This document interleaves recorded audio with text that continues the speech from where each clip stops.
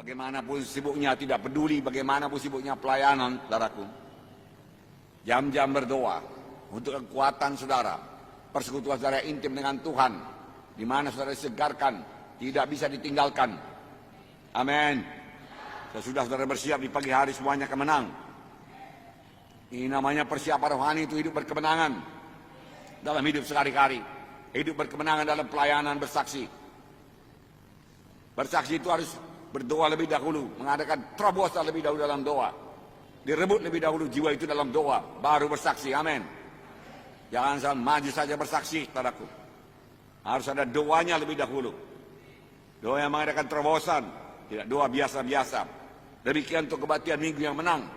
Apalagi kepada hamba-hamba Tuhan melayani kebaktian minggu. Sebelum berangkat, harus menang dalam berdoa lebih dahulu. Dan terjadi kemenangan dalam doa, baru menang dalam pelayanan. Haleluya, saudaraku. Nah, puji Tuhan, saudaraku. Rahasia persiapan rohani kita. Rahasia persiapan rohani. Simple, saudaraku.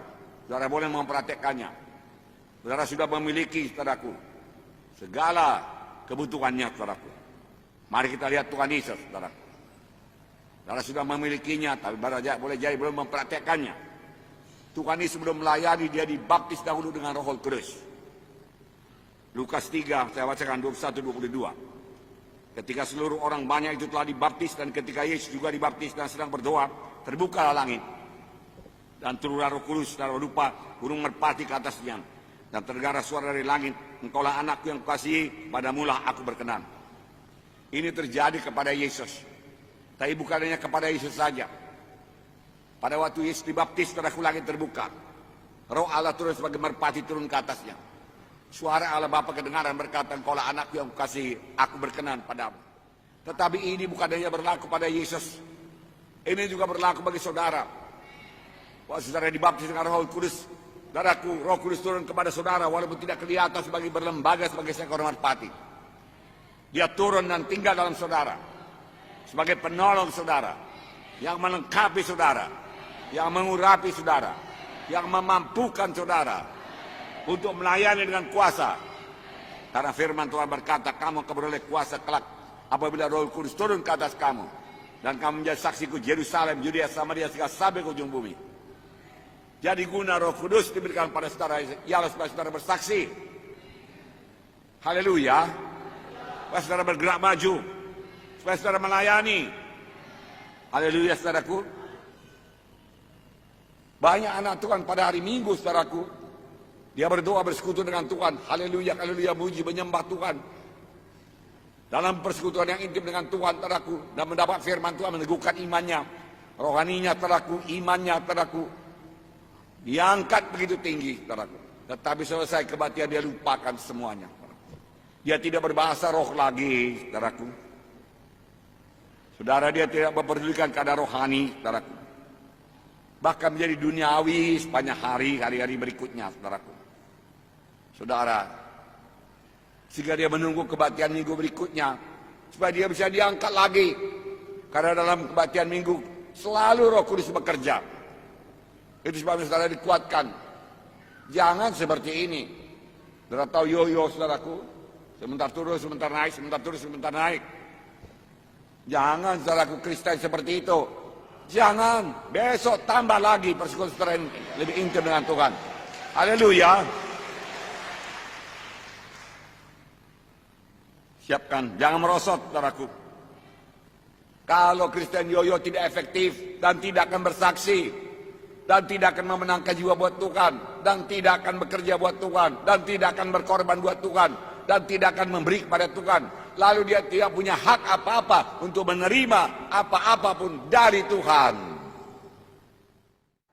Kita tidak punya hak untuk menerima apa-apa daripada Tuhan. Kita tidak memenuhi syarat untuk menerima berkat daripada Tuhan sebelum kita memberi lebih dahulu kepada Tuhan. Betul? Harus memberi. Ada banyak anak-anak Tuhan yang minta saja kepada Tuhan, tapi tidak mau memberi. Maka hidupnya, saudaraku, ya sekedar begitu-begitu saja. Saudara, mari memberi pelayanan, saudaraku, memberi korban kepada Tuhan, memberi doa kepada Tuhan, doa syafaat buat orang lain. Amin.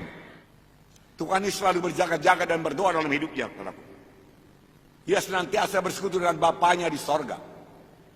Setiap saat dia mempersiapkan dirinya, saudaraku. Oleh sebab itu dia senantiasa menang melawan setan, saudaraku. Mengadakan penerobosan-penerobosan dalam hidupnya, saudaraku. Dan menyampaikan maksud Bapa dalam hidupnya, saudaraku.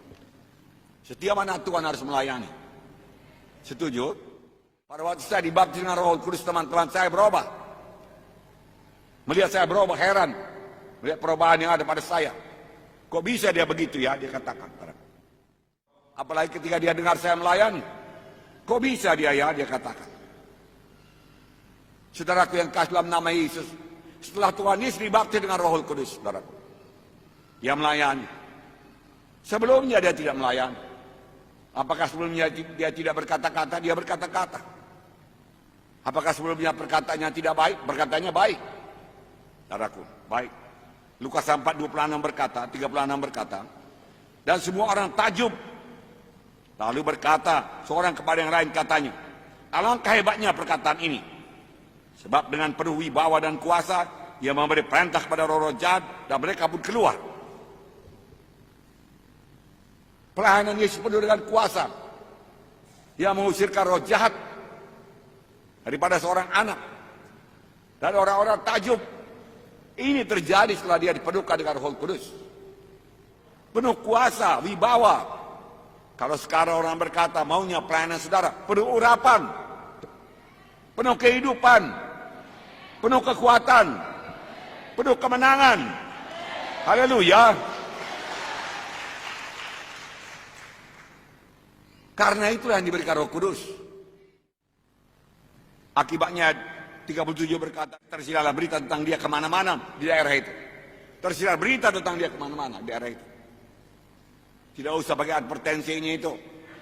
Orang bicara dari mulut ke mulut. Luar biasa. Maunya demikian. Ada kesembuhan di KKS sana. Ada mujizat di KKS sana. Setan diusirkan. Orang kerasukan dibebaskannya. Bisakah ini terjadi? Bisa. Saudara persiapkan diri. Ada penerobosan dalam doa saudara. Ada penerobosan dalam pelayanan saudara. Haleluya. Ini akhir zaman. Waktu tidak lama lagi. Ini zaman penuaian. Percayakah saudara? Ya, jangan lalai pada waktu sekarang ini, saudaraku. Miliki pelayanan yang berkuasa. Sertai dengan tanda ajaib mujizat. Pelayanan kelepasan, mengusir setan, pelayanan kesembuhan. Haleluya.